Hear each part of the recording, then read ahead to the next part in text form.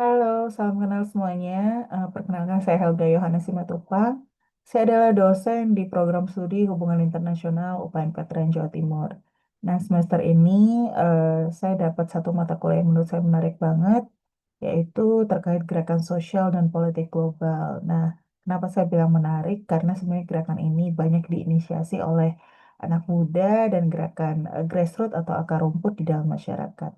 Nah, untuk hari ini saya akan membahas terkait bentuk aksi-aksinya apa aja, repertoar. Ya, repertoar ini adalah serangkaian tindakan yang bisa dilakukan untuk mendukung gerakan sosial tadi, dan siklus protes itu seperti apa. Oke, langsung saja kita bahas ke slide berikutnya. Ya, jadi gerakan sosial sendiri itu sebenarnya memiliki beragam bentuk aksi yang tergantung pada tujuannya apa, konteks politiknya apa, sumber daya yang digunakan apa, dan teknologi komunikasi yang digunakan eh, apa gitu. Jadi kalau kita lihat sebenarnya beda-beda ya jenis dari gerakan sosial ini. Tergantung kalau kita lihat di dalam masyarakat misalnya terjadi eh, aksi demonstrasi nih gitu, apalagi yang baru-baru ini ya, misalnya dalam konteks Indonesia, di Agustus 2025 kemarin ada demo gitu ya yang dilakukan, menurut saya itu secara organik oleh sekelompok anak muda dan juga lapisan masyarakat yang lain, ada emak-emak, ada bapak-bapak gitu ya, yang ikut turun ke jalan. Nah, ini sebenarnya tujuannya apa? Ya, misalnya mungkin melihat karena Indonesia lagi gelap-gelapnya tuh, misalnya gitu.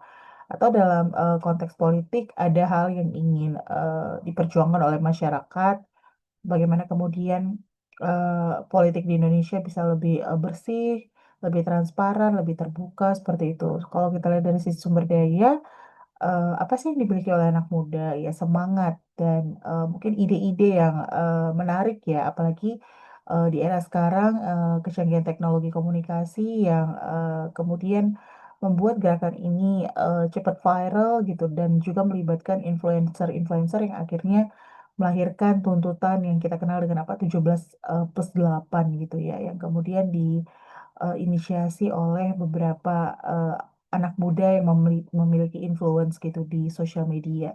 Oke, itu satu contoh ya gitu.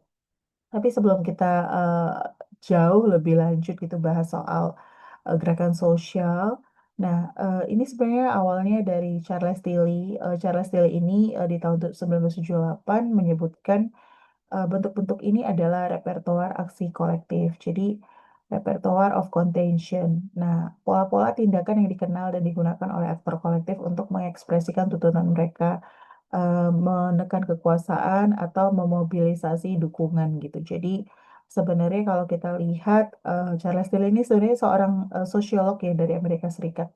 Nah, ketika ada niatan untuk melakukan satu gerakan, sebenarnya sudah ada pola-pola yang lebih dulu gitu dipelajari oleh gerakan-gerakan ini gitu. Jadi apakah misalnya pernah di satu daerah itu ada protes, lalu juga kemudian diadaptasi di era berikutnya gitu. Jadi sebenarnya ini apa semacam inventaris ya gitu, melihat rekam jejak bagaimana sebenarnya di mungkin di kejadian, apakah ada kejadian di belahan dunia lain. Nah, itu bagaimana kemudian mereka mengekspresikan tuntutannya lewat gerakan sosial dan kemudian diadaptasi di era sekarang. Nah, itu contohnya seperti itu. Oke, apa saja bentuk aksi? Bentuk aksi itu ada tiga. Pertama aksi konvensional, lalu aksi non-konvensional, dan bentuk aksi digital atau online activism. Oke, kita masuk yang pertama ke aksi yang konvensional. Nah, aksi konvensional ini biasanya dilakukan dalam kerangka sistem politik formal, misalnya petisi dan lobby politik, lalu ada diskusi publik dan debat akademik, dan kampanye elektoral atau advokasi kebijakan publik.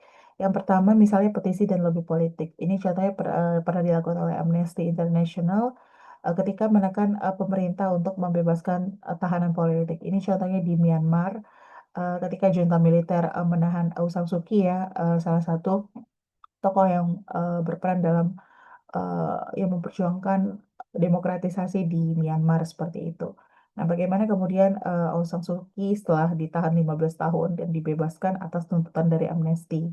Jadi Amnesty ini apa ya, salah satu LSM internasional yang memang fokus ke bagaimana apa kebijakan-kebijakan politik itu jangan sampai ya membuat seseorang itu kehilangan haknya seperti itu.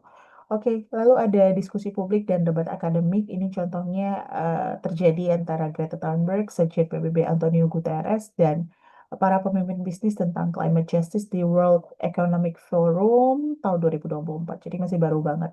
Nah, kalau kita ngomong kan yang namanya Greta Thunberg ini kan sudah sangat terkenal ya sejak dia di usia remaja seperti itu. Salah satu pejuang lingkungan. Nah, bagaimana kemudian ya, Greta, Antonio Guterres, dan para pemimpin bisnis ini membahas soal dampak-dampak lingkungan yang diakibatkan oleh ya sektor bisnis, perusahaan, dan lain sebagainya.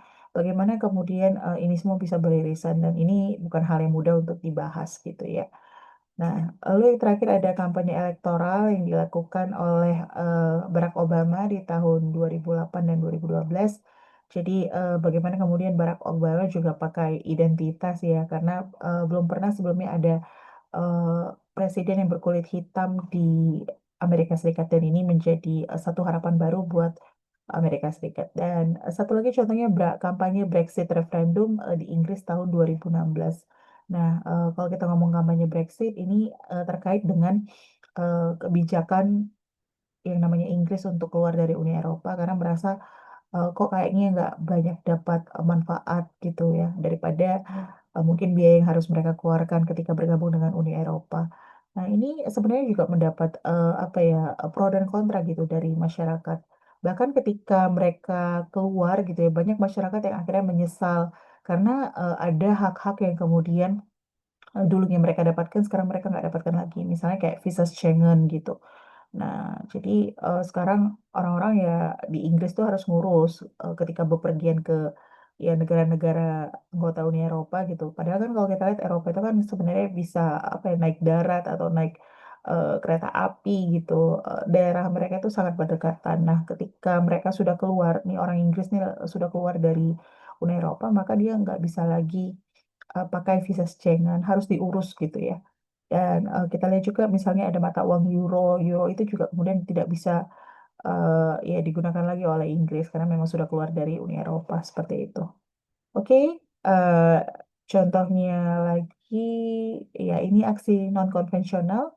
Ini biasanya dilakukan di luar mekanisme formal karena sebenarnya ada ketidakpercayaan terhadap institusi atau masyarakat kurang mendapatkan akses secara politik. Yang pertama misalnya demonstrasi dan unjuk rasa, yang kedua boykot dan sit-in, dan yang ketiga ada aksi simbolik. Nah, demonstrasi dan unjuk rasa tadi seperti contoh yang saya bilang sebelumnya, mungkin demo Agustus kemarin ya di Indonesia dengan hashtag Indonesia Gelap gitu. Oke, contoh lainnya mungkin di Amerika Serikat ada gerakan Black Lives Matter ya atau BLM yang memobilisasi massa lintas negara untuk menentang kekerasan polisi terhadap kulit hitam. Nah, sebenarnya gerakan BLM ini bermula apa penembakan seorang warga kulit hitam, George Floyd gitu ya, yang kemudian akhirnya meninggal gitu. Ya, jadi isu rasisme di Amerika Serikat itu sebenarnya masih sangat kental dan kemudian gerakan ini memunculkan gerakan-gerakan baru seperti misalnya ASEAN Lives Matter atau All Lives Matter ya. Jadi kayak sebenarnya semua semua ras itu juga ya pernah aja gitu mengalami yang namanya rasisme dan semua hidup itu berharga gitu. Jadi bukan hanya kulit hitam, kulit kuning langsat gitu ya, atau orang-orang Meksiko mungkin yang di Amerika Serikat gitu yang mengalami diskriminasi. Tapi sebenarnya semua orang di dunia itu ya rentan sekali gitu dengan isu-isu seperti ini. Oke, lalu ada yang kedua itu boycott dan sit-in. Boycott misalnya terhadap produk Israel yang dilakukan oleh BDS Movement sebagai gerakan solidaritas terhadap Palestina. Jadi bagaimana kemudian gerakan ini ya diikuti oleh banyak negara di dunia, terutama di kelompok grassroots. Nah, ini sebenarnya juga sebenarnya pro kontra ya kayak di negara kita sendiri gitu.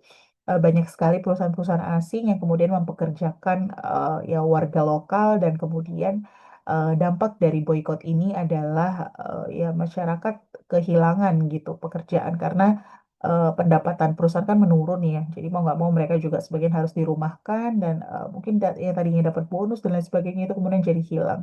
Nah ini ya plus minus ya, selalu ada pro kontranya gitu. Oke, selanjutnya ada aksi simbolik. Ini contohnya adalah aktivis Extinction Rebellion melakukan die-in seolah mati ya, berbaring di jalanan untuk melambangkan kematian bumi akibat krisis iklim. Jadi mereka itu berbaring di jalan gitu ya, membentuk satu barisan dan kemudian dengan cara seolah-olah mati gitu. Nah ini ya simbolik ya. Jadi sebenarnya tidak harus melalui pakai demonstrasi, tapi bisa lewat aksi-aksi simbolik seperti itu. Nah selanjutnya ini yang ketiga ada digital eh, aktivisme ya atau online activism. Nah, ini hashtag-hashtag yang sering sekali dipakai. Misalnya ada hashtag aktivism kayak #MeToo, gerakan apa dukungan terhadap perempuan yang terkena pelecehan seksual seperti itu. Lalu ada Black Lives Matter, ada reformasi di korupsi di Indonesia dan ada Indonesia Gelap. Lalu ada yang kedua ada online petitioning yaitu teman-teman bisa memanfaatkan change.org untuk apa raise up some issues yang memang saat ini sedang benar-benar apa ya membutuhkan perhatian seperti itu dan nanti bisa dipetisi ditandatangani secara online oleh eh, misalnya targetnya ada 1.000 orang gitu ketika sudah 1.000 orang mencapai target kemudian ini bisa dijadikan rekomendasi untuk pemerintah supaya mendengarkan tuntutan tersebut misalnya seperti itu. Lalu ada digital protest art and meme politik ya jadi misalnya contohnya di Arab Spring tahun 2011 bagaimana kemudian grassroots menggunakan Twitter dan Facebook dengan hashtag Gen 25. Itu terjadi di Mesir ya. Saat itu ya Hosni Mubarak juga benar-benar mendapatkan perhatian serius dari masyarakat internasional ketika rezimnya akhirnya tumbang gitu ya.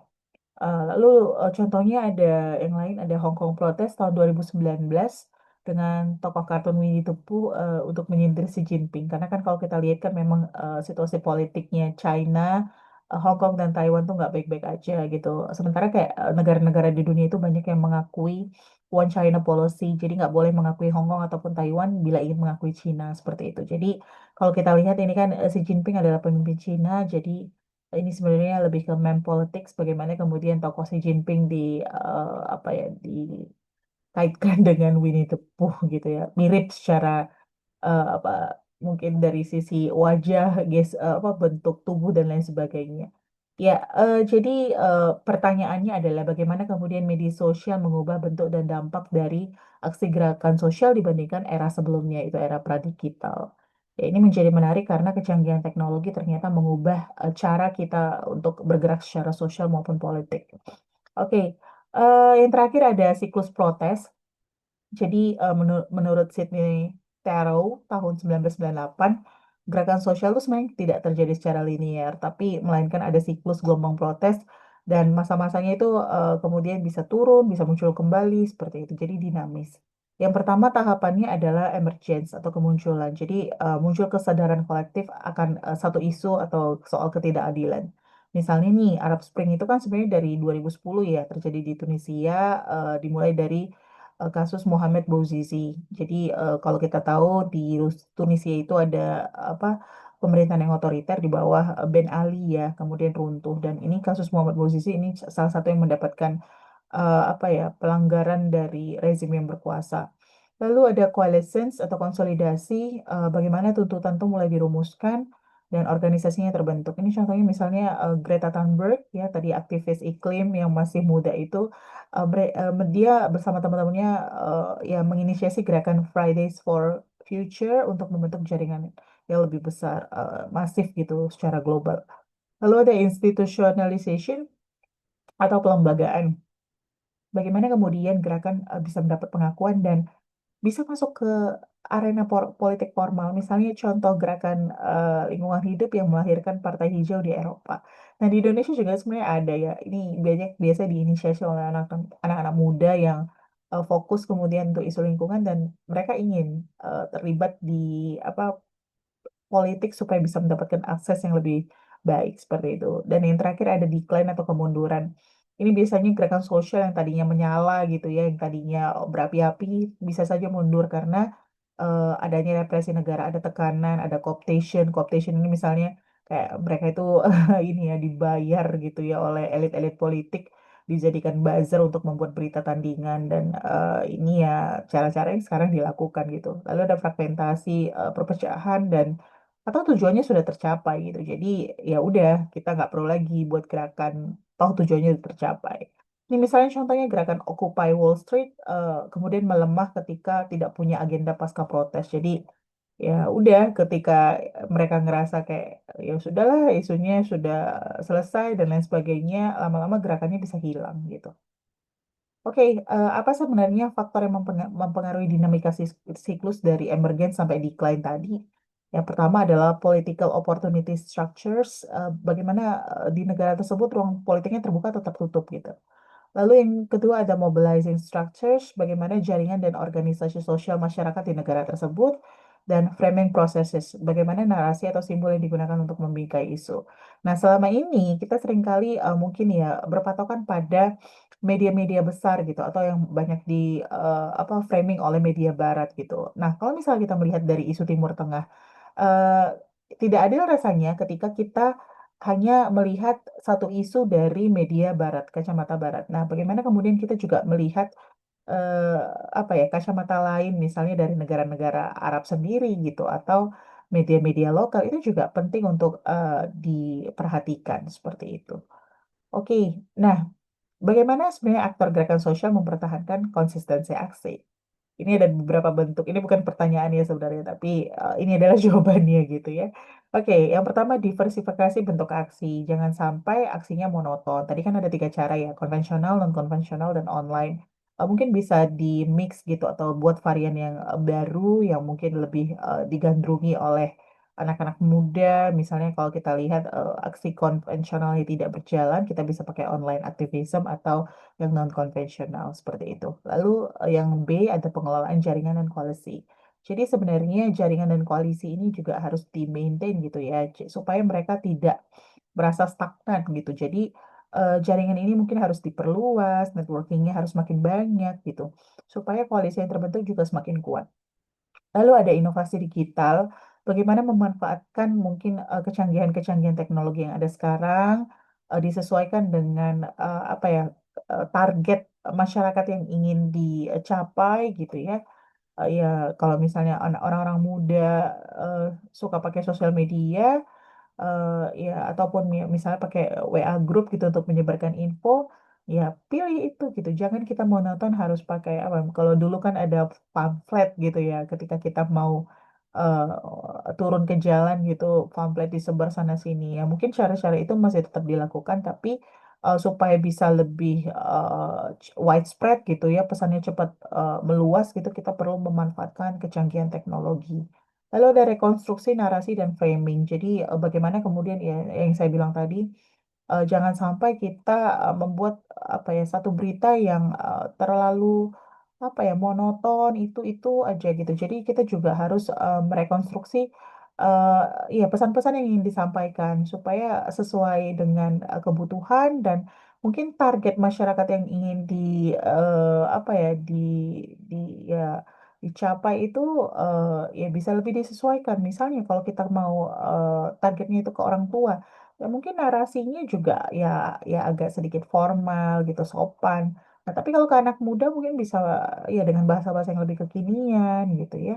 Oke, dan yang terakhir ada regenerasi kepemimpinan. Jadi pemimpin itu juga harus beregenerasi, tidak boleh itu aja karena nanti juga akan menciptakan apa ya rasa bosan di dalam satu ya kelompok itu gitu. Jadi memang harus ada ide-ide baru yang segar yang membuat gerakan itu terus hidup seperti itu.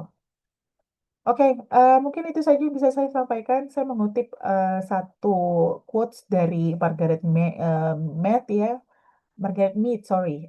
Jadi all social change come from the passion of individuals. Jadi bagaimana kemudian ya Margaret Mead mengatakan semua perubahan sosial itu berasal dari hasrat individu untuk berubah.